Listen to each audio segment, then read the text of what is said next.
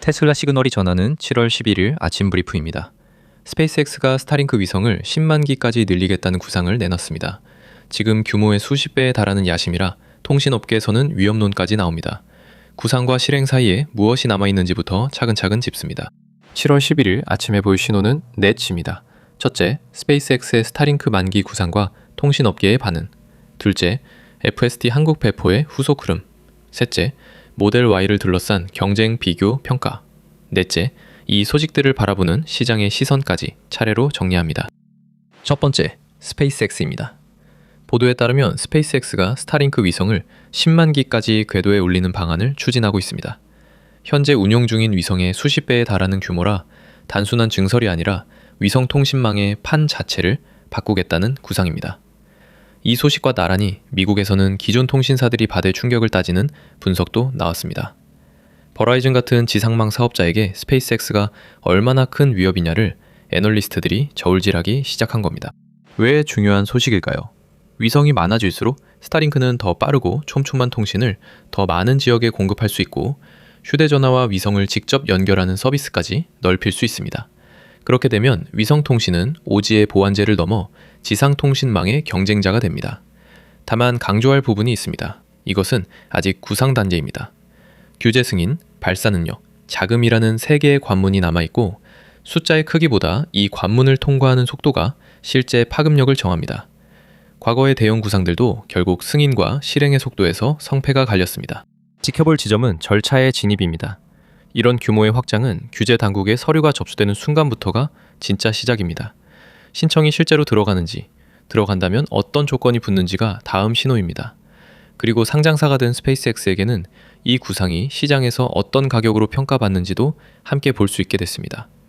발표만으로 움직이는 구간과 실행으로 증명해야 하는 구간은 다르다는 점 기억해둘 필요가 있습니다. 이 채널은 서류 접수 같은 절차 신호가 확인되는 대로 다시 짚겠습니다. 두 번째, 테슬라 FSD의 후속 흐름입니다. 7월 10일에 전해드린 FSD V14 라이트의 한국 배포 소식은 해외 매체들도 잇따라 확인 보도를 내면서 사실로 굳어지는 모습입니다. 숫자로 보면 이렇습니다.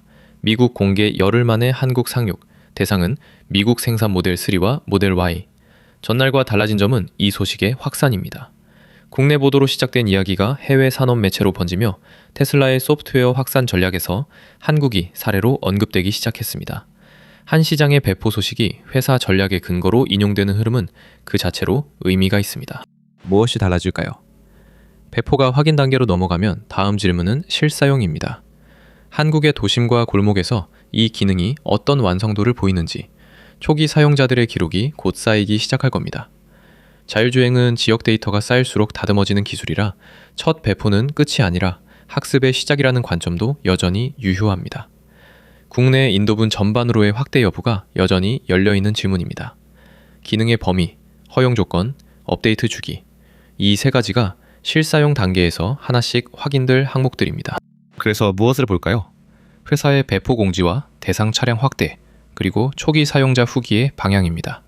특히 긍정이든 부정이든 첫 몇 주의 실사용 평가가 이 기능의 국내 안착 속도를 가늠하는 가장 실질적인 신호가 될 겁니다. 규제 당국의 반응도 함께 지켜볼 부분입니다. 새 기능의 확산 국면에서는 사용자 경험과 제도 정비가 나란히 갈 때 속도가 나기 때문입니다. 확인되는 것 위주로 부풀리지 않고 이어가겠습니다.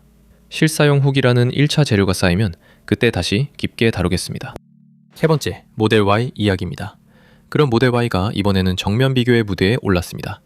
미국 매체가 모델 Y 퍼포먼스와 폴스타 4를 나란히 놓고 비교 평가를 진행한 겁니다.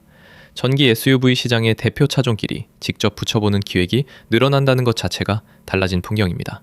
몇 년 전만 해도 이런 자리의 비교 대상은 내연기관 SUV였습니다.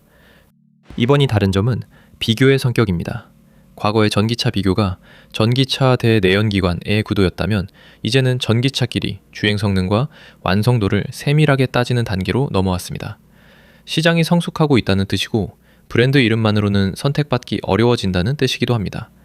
테슬라 입장에서는 소프트웨어와 충전망 같은 강점을 지키면서 차 자체의 경쟁력도 계속 증명해야 하는 국면입니다. 비교당하는 위치는 부담이지만 그만큼 기준이 된다는 뜻이기도 합니다.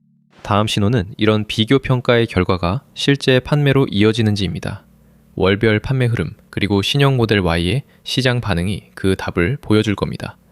경쟁이 촘촘해질수록 소비자에게는 선택지가 늘어나는 셈이라 비교의 시대는 시장 전체로 보면 나쁜 소식이 아닙니다. 결국 제품력으로 겨루는 시장일수록 어떤 차가 왜 선택받는지가 더 투명하게 드러나게 됩니다. 국내 시장에서도 이런 비교 기획이 이어질지, 그리고 그 결과가 판매 순위에 어떤 흔적을 남길지 지켜볼 부분입니다. 네 번째, 시장의 시선입니다. 핵심 한 줄로 정리하면 소프트웨어 호재가 이어지는 가운데 시장의 평가는 그보다 신중합니다. UBS가 인공지능 성장세를 근거로 테슬라 목표 주가를 올려잡았다는 보도가 있었지만 목표가는 어디까지나 해당 기관에 인용된 의견입니다.